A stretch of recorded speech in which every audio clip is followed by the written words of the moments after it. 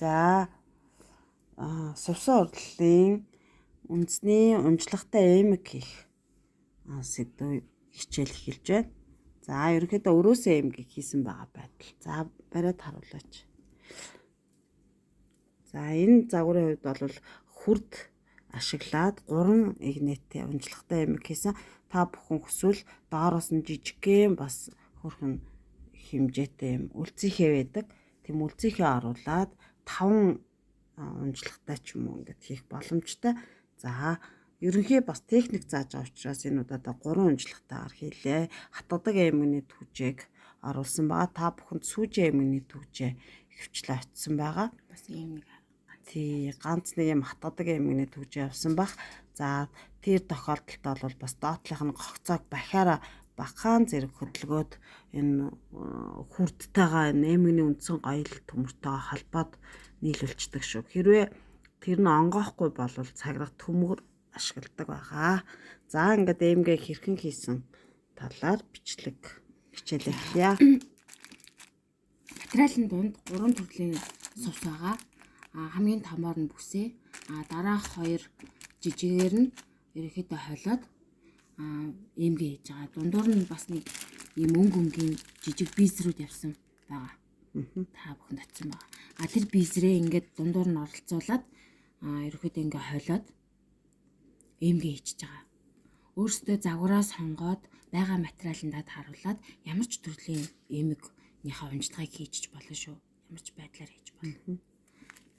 Дан бас сувсараа хийвэл бас дангийн жижиг сувсараа хийж болно. Тий. Жохон ингээд соронцлогдох гээд нэг доошо жин дарчихгүй байгаад байдаг штэ. Тэгээс нэг жохон хүндрүүлэгч эмгнийхээ доор хийж өгвөл зүгээр нэг жохон хүнд сувд хийж өгвөл зүгээр байдаг. Энэний хувьд нөгөө бисер нь өөрөө тий. Хүндрүүлэхийн тулд доошоогоо ингээд томсгоод хамгийн доор нь хүнд томыг хийж өгсөн байгаа. Тэгснэрээ чи ингээд унжихтаа гоё санжаанаад унжин. Тэгэхгүй бол дан нэг жижигэрээ тэр чигээрээ аваад жижигэр нь хийчихэр ингээд хоорондоо наалтаад жоохон тэгээд соронцлогдоод тий яг гоё унжиж урсаж орж ирдэггүй шүү. Тэгэхээр бас нөгөө уцаа их зөв зангадах хэрэгтэй. Тэгээ хүндийн жингэн бариад доод хэсэгтээ бас жоохон хүндрүүлэгч оруулж өгвөл бас зүгээр байдаг. Энэ эмгний хувьд болохоор сувс нь одоо жижиг энэ сувс материал маань өөрөө харьцангуй энэ сувсагаа бол энэ бисер маань өөрөө хүндрүүлэгчийн үүргийг бас гүйцэтгэдэг. Тэгээд ийм хөрхөн унжилж орж ирж байна. За тэгээд эмгээ хэрхэн хийх талаар зааж өгье. За ерөөхдөө зүүндээ нарийнхан зүгээ сонгосон байгаа. Ийм бисрээ хэлэхийн тулд ийм нарийнхан зүгээ сонгосон нь илүү дээр. Энгийн айдлын зүг болохоор бисерний завсраараа ортгүй гацдаг учраас нарийн зүгээ сонгосон. Тэгээд уцаа нэг талдаа ийм битүү байхаар сонгож хийгээрэй. Битүү байхаар утсандаа хийгээрэй.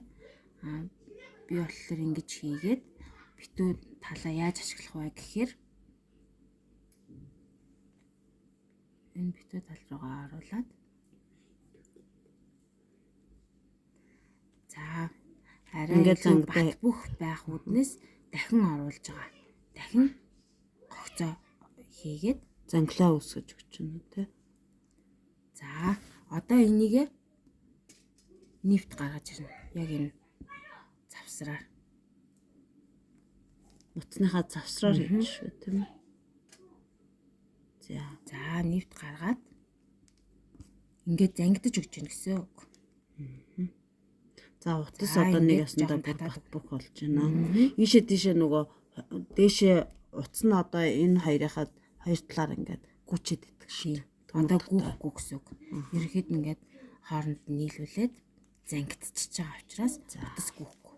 За одоо ингээд өөрийнхөө зохиомжлсныхаа дагуу хэлхнэ. Одоо энэ хэлэгцэн байгаагийнхаа дагуу хэлхнэ. За та бүхэн загвараа яаж гаргаж ирж болно? Дундуур нь сувсаа оруулж олно, эхлэл төгсгөлдөө оруулж олно. Та бүхний одоо сонголт гэсэн үг. За энэний оронд өөр шүр одоо бисер оруулж олно. Өнгөө яаж хиймээр байна гэдэг материалын дэлгүүрээс одоо өөрсдөө сонгоод хийж болно. Энэ бол ерөнхий техник байгаа учраас бас санаа аваад техникээ сураад авах чухал байгаа шүү.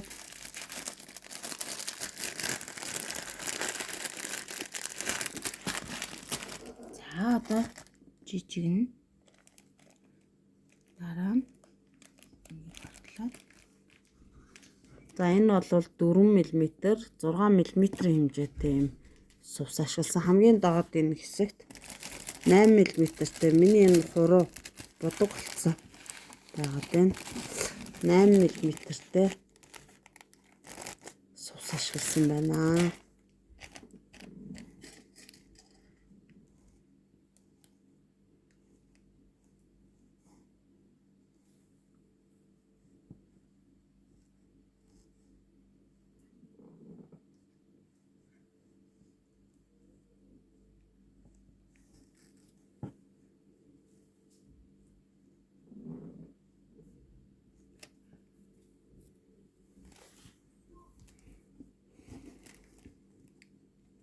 За ингээд энэ тэнцвэрээ яг бас олох хэрэгтэй.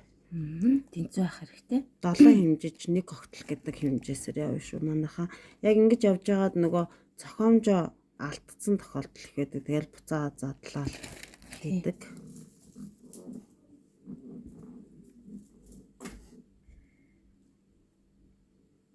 Дөрвөн мм бизер, 6 мм бизер. За тэгээ 8 мм тэгээд бизер. За хамгийн сүүлд энд зангилаагаа хийхдээ одоо энэ бизер дундаасаа хамгийн богинохон жижигнийг нь сонгож агаад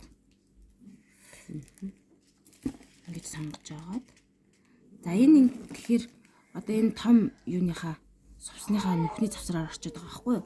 Тэгэхээр энэ бизрээ арай өөр жоохон томхон сувсны нүх бүдүүн учраас тэр завсраар нь гүйж орчоод байгаа. Just тий. Тэгэхээр арай жоохон өргөн бизэр сонгоод ийгээд өгнө. За арай том бизэр сонголоо.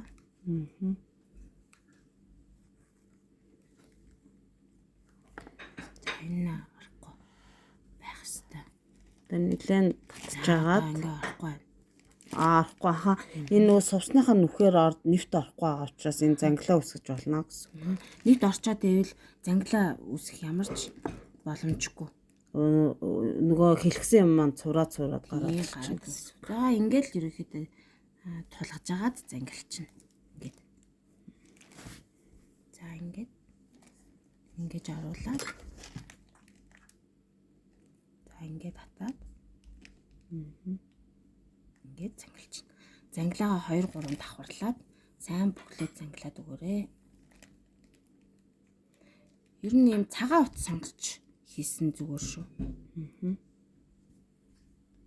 За тэгээд сувс ашиглаж авчихсан те. тий. Сувс чинь цагаан өнгөтэй. Тий. Улаан ч юм уу, цэнхэр ч юм уу өнгөөр дагнаа явж байгаа бол бас тэрэндээ тохирсон утас ашиглаа аваарай. За ингээд гих мэдчлэн ингээд хоёр талынхаа унжлагыг хийгээд эмэг дуснаа. За эмгний ерөнхийдөө яг унжлагыг хийхэд утсаа анх яаж тогтоох, төгсгөл хэсэгт яаж зангилаагаа үсгэх нь аягүй чухал байдаг. Тэгжиж одоо яг тэгээд мөн хүндийн жинг тааруулах нь аягүй чухал байдаг. Тэгжиж яг гоё урсаж унжиж орж ирдэг баг шүү. Зангилаа буруу хийх юм бол дээд хэсэгтээ бас одоо энэ хэсэгт явандаа юм утас нь илүү гарч унжиж орж ирсэн юм алдаа үүсдэг. Хэрвээ энэ цангалааг маш сайн хийж чадах юм бол утас нь доктортой хിവэрэ ингээ байж идэг. За ингээд дуслаа. За ингээд хоёр эмэг манд дуслаа. Хас эмэг боллоо. За ийм боллоо. Энэ бол атгадаг эмэг байгаа. Ерөнхийдөө энэ яг гогцоо хэсэг задардаггүй. Ерөөсө битүү гогцоотой. Энэ эмгний төмөр бас битүү гогцоотой. Тийм учраас хооронд нь ийм жижиг цаграгаар холбож өгсөн байгаа. Энэ цаграгыг бахиа ашиглаж ангаалгаж агаад тэгээд хооронд нь холбоод буцаад бахиараа хавччихдаг байгаа шүү. За та бүхэнд болохоор ихэнхдээ дандаа ийм эмгний төвжэнүүд явсан байгаа. Энэ сүүжин загвартай эмгний төвжэнүүд явсан байгаа.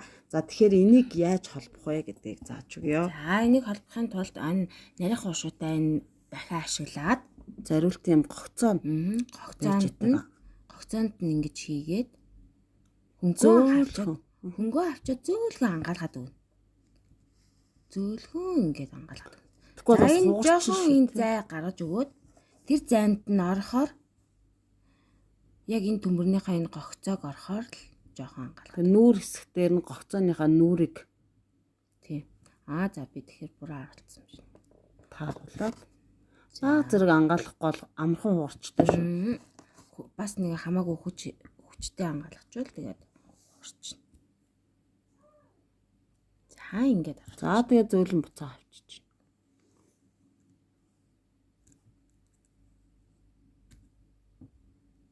За ингээд авчичлаа. За ажигласан. За ингээд авчихна. За энэ бол 5 салаа амжилттай эмгний юм бэлтгэц та хэд дээр очсон байна. Ерөнхийдөө бас ийм жижиг арай жоохон том хэмжээтэй юм бисернүүд очсон байгаа. Бас эмгэндээ, шанхандаа ингээд өнгө оруулаад дундуур нь том сувсныхаа дундуур өнгө оруулаад эхлэхэд явчих болно. Тийм. За ингээд үндсний загварын эмгэн боллоо.